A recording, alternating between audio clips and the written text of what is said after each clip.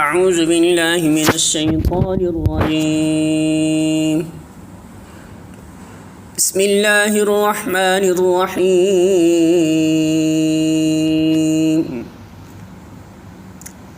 ان المنافقین یخادعون اللہ وهو خادعهم وَإِذَا قَامُوا إِلَى الصَّلَاةِ قَامُوا كُسَالَىٰ يُرَاءُونَ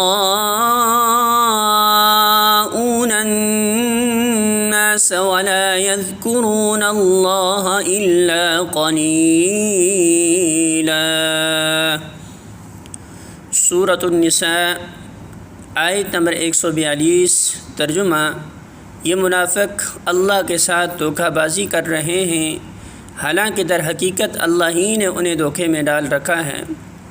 جب یہ نماز کے لیے اٹھتے ہیں تو کسمساتے ہوئے محض لوگوں کو دکھانے کی خاطر اٹھتے ہیں اور خدا کو کم ہی یاد کرتے ہیں۔ سورۃ النساء حاشیہ نمبر 172۔ نبی صلی اللہ علیہ وسلم کے زمانے میں کوئی شخص مسلمانوں کی جماعت میں شمار ہی نہ ہو سکتا تھا جب تک کہ وہ نماز کا پابند نہ ہو۔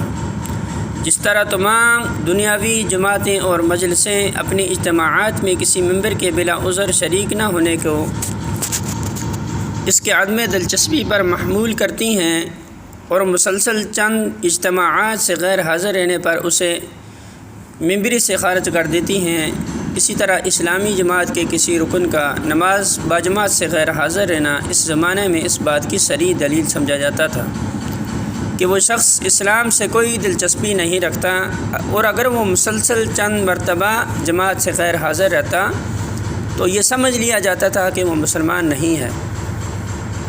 اسی بنا پر سخت سے سخت منافقوں کو بھی اس زمانہ میں 5 وقت مسجد کی حاضری ضرور دینی پڑتی تھی، کیونکہ اس کے بغیر وہ مسلمانوں کی جماعت میں شمار کیے ہی نہیں جا سکتے تھے۔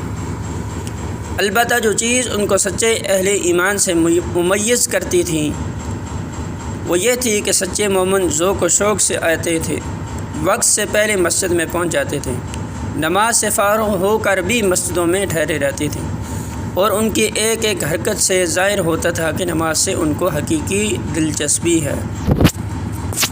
بخلاف اس کے اذان کی آواز سنتے ہی منافق کی جان پر بن جاتی تھی، دل پر جبر کر کے اٹھتا تھا۔ اس کے آنے کا انداز صاف غمازی کرتا تھا کہ انہیں